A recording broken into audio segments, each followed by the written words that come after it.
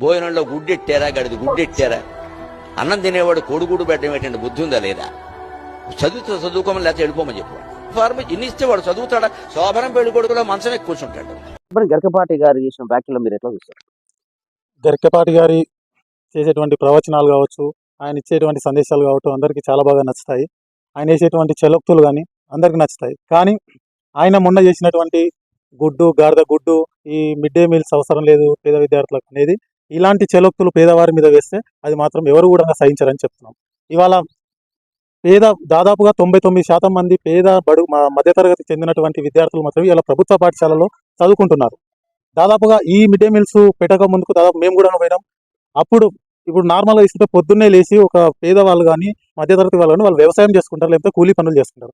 పొద్దున్న లేచి వీరికి వండి పెట్టడము అదంతా ఇబ్బంది అయ్యి చాలా మంది ఖాళీ మామిడికాయ చట్నీ, నీరుపొడి వేసుకొని స్కూళ్ళలోకి పోయి ఆ స్కూళ్ళకి పోయే సందర్భంలో కూడా ఆ మామిడికాయతో మొత్తం టిఫిన్ బాక్స్లో నిండా పోయి అది తినడానికి కూడా చాలా ఇబ్బంది పడే సిచ్యువేషన్లు ఆ రోజు ఉన్నాయి. వీరి పేద విద్యార్థుల గురించి ఆలోచన చేస్తే ఆనాడు ప్రభుత్వాలు ఈ మిడ్ డే మీల్స్ తీసుకురావడం జరిగింది.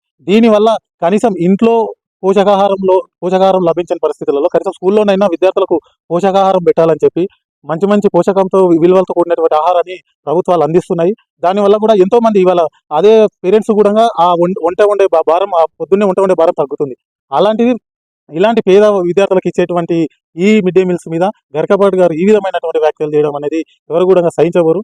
మీరు వెంటనే ఈ వ్యాఖ్యలను వెనక్కి తీసుకోవాలి. ఇవాళ ప్రభుత్వాలు 10+2 విధానాలు తీసుకొచ్చి దాదాపుగా ఇంటిగ్రేటెడ్ స్కూళ్ళు తీసుకొచ్చి ఎంతో మందికి ఫుడ్ కానీ ఇంటర్మీడియట్ వర్క్ స్థాయి కూడా ఫుడ్ పెట్టి పేద విద్యార్థులను చదివించాలనే లక్ష్యంతో ప్రభుత్వాలు పనిచేస్తుంటే మీరు ఈ విధంగా మీరు ఒక పెద్ద మనిషి అండి, ఒక పద్మశ్రీ అవార్డు గ్రహీత అయినటువంటి మీరు ఈ విధమైన వ్యాఖ్యలు చేయడం అనేది ఈ తెలంగాణ సమాజం కానీ ఏ సమాజం కూడా సహించబోరు. మీరు వెంటనే ఈ వ్యాఖ్యలు వెనక్కి తీసుకొని మీరు ఏ ఉద్దేశంతో చెప్పారనేది తెలియదు, కానీ ఈ వ్యాఖ్యలు అనేవి మాత్రం సహించబోము. మీరు వెంటనే క్షమాపణలు చెప్పాలని చెప్పి ఈ సందర్భంగా డిమాండ్ చేస్తారు. మీరు చెప్పేటువంటి ప్రవచనాలు కావచ్చు, అందరూ దాదాపు కొన్ని లక్షలాది మంది కోట్లాది మంది చూస్తారు. కాబట్టి మీరు విద్యా విధానం మీద ఏదైనా ప్రశ్నించాలని లేకపోతే ఏదైనా సందేశం ఇవ్వాలని అనుకున్నప్పుడు ఈ పేద విద్యార్థులకు పెట్టేటువంటి ఫుడ్ మీద కాకుండా ఇప్పుడు ఈనాడు ఈ ప్రభుత్వ కళాశాలలు కావచ్చు, ప్రభుత్వ పాఠశాలలు కావచ్చు, ఈ చదివించడానికి రాజకీయ నాయకులు కావచ్చు, ప్రభుత్వ ఉద్యోగులు కావచ్చు, వీళ్ళందరి పిల్లలను కూడా ఈనాడు ఎమ్మెల్యే నుంచి సర్పంచ్ నుంచి ఎంపీ వరకు సీఎం వరకు అందరూ కూడా వారి పిల్లలను ప్రభుత్వ పాఠశాలల్లో చదివించమని మీరు అలాంటి డిమాండ్లు చేయండి.